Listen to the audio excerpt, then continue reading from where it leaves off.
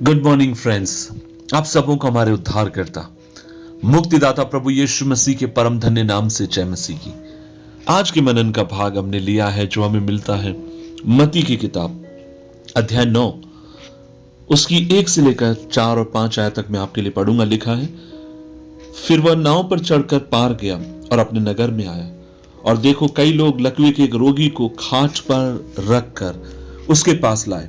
यीशु ने उनका विश्वास देखकर उस लकवे के रोगी से कहा, हे पुत्र, ढाढ़स बांध, तेरे पाप क्षमा हुए। इस पर कई शास्त्रियों ने सोचा, यह तो परमेश्वर की निंदा करता है। यीशु ने उनकी मन की बातों को जानकर कहा, तुम लोग अपने अपने मन में क्यों बुरा विचार करते हो? सहज क्या है, यह कहना तेरे पाप क्षमा हुए, या यह कहना उठ और चल फिर? अजीजों, यीशु अपने नगर में आता है और बाइबल कहती है यहां पर वो एक अद्भुत चमत्कार को करता है। और चमत्कार क्या वो कर रहा है?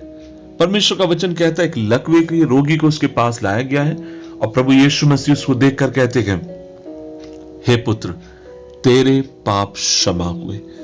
अजीजों, यहां पर हर व्यक्ति अपने मन के भीतर यह सोच रहा होगा, यीशु मसीह शायद उसके हाथ को पकड़कर कहेंगे खड़ा हो जा, या यीशु मसीह उसकी बीमारी को डांट कर कहेंगे उससे दूर हो जा। हर व्यक्ति कुछ भिन्न सोच रहा था, और उतने में हर व्यक्ति जब यह देख रहा है कि यीशु क्या करने पर है, तुरंत यीशु ने कहा, हे पुत्र, तेरे पाप क्षमा हुए।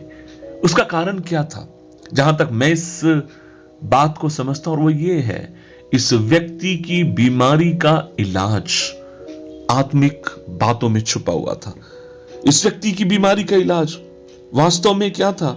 जो लोग देख रहे थे वह नहीं था, जो यीशु मसीह देख रहा था वह था।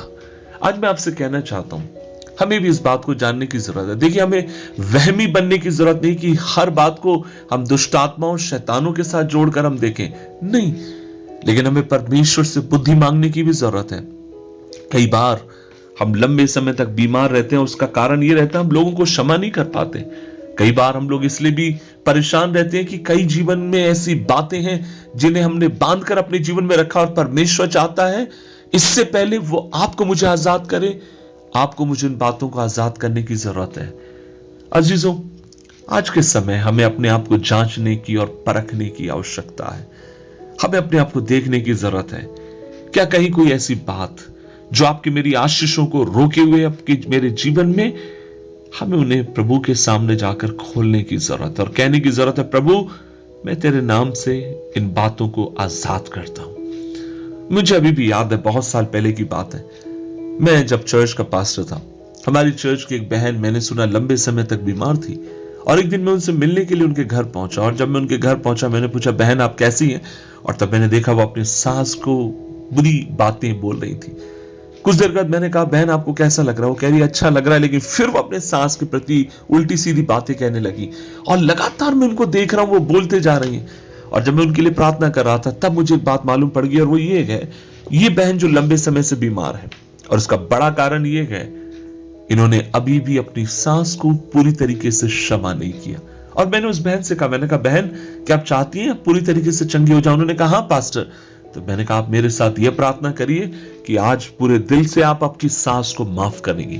उन्होंने कहा, पास्टर उसने मेरे साथ बहुत बुरा बर्ताव किया। मैंने कहा, उन्होंने जो कुछ क्यों ना किया हो, आपको आपकी सास के लिए नहीं, आपको अपने लिए परमेश्वर से माफी मांगने की जरूरत है, ताकि जब आप उसे आजाद करेंगी, स्वर्ग का परमेश्वर आपको आजाद करेगा।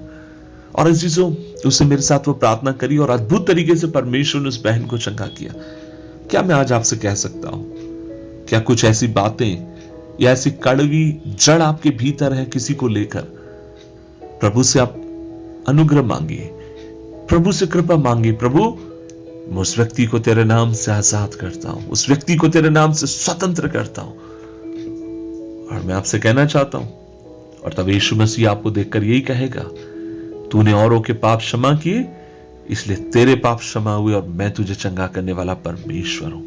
आइए मिलकर प्रभु से प्रार्थना करें। प्रभु जी, हम धन्यवाद देते हैं, और आज हमारी दुआ है खुदा, प्रभु जी, यदि हमने किसी के प्रति अपने मन में कोई बैर या बुरी भावना बनाए रखी है, प्रभु यीशु के नाम में आज हम दुआ करते हैं, प्रभु आप हमारे जीवन पर उन बातों को प्रकट करें और हमें अनुग्रह दें, ताकि ऐसे लोगों को हम माफ करें, पूरे तरीके से, पूरे दिल से ऐसे लोगों को हम आपके नाम से आजाद करें खुदा, ताकि हम आपके अद्भुत काम को अपने जीवन में देख सकें।